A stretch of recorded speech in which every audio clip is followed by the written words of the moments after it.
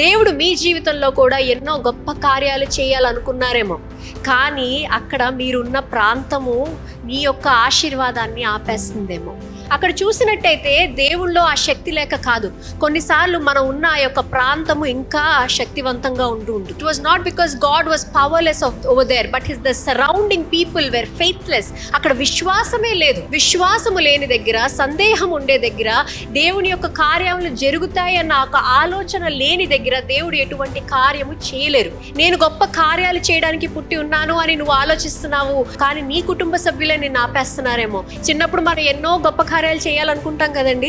నేను మొన్న స్కూల్కి వెళ్ళినప్పుడు ఆ యొక్క 5th నుంచి 8th క్లాస్ పిల్లల వరకు అందరినీ నేను అడిగాను, వాట్ ఈస్ యువర్ గోల్ అని. అంటే ఒక్కొక్కరు ఆస్ట్రోనాట్ అవ్వాలనుకుంటున్నాను, పోలీస్ అవ్వాలనుకుంటున్నాను అని. అంతమంది పిల్లల్లో ఒక్క అబ్బాయి లేసి నేను ప్రైమ్ మినిస్టర్ అవ్వాలనుకుంటున్నాను అని అన్నాడు. చాలా ఆనందం వేసింది, చప్పట్లు కొట్టించాను ఆ రోజు పిల్లలందరి చేత. రేపొద్దున నిజంగా తను ప్రధానమంత్రి అవుతాడా లేదా అనేది నాకు తెలీదు, కానీ ప్రాబబ్లీ ఆ ఉన్న ఒక చిన్న ఆశ కూడా పక్కన వారు చంపేస్తున్నారేమో. అది కొన్నిసార్లు మనకి వెంటనే జరగదండి, మెల్లిమెల్లిగా జరుగుతుంది. అది వాళ్ళు ఏమంటారంటే అది నా ప్రేమ, నీకు ఎటువంటి బాధ పడకూడదని నేను ప్రొటెక్ట్ చేస్తున్నాను అని చెప్పి ఉండొచ్చు. But it could be that they are killing that purpose slowly. ఎంతమంది మన ఉద్దేశాలను అలా మర్చిపోయి యథావిధిగా మనం జీవిస్తున్నామో ఒక్కసారి ఆలోచించాలి.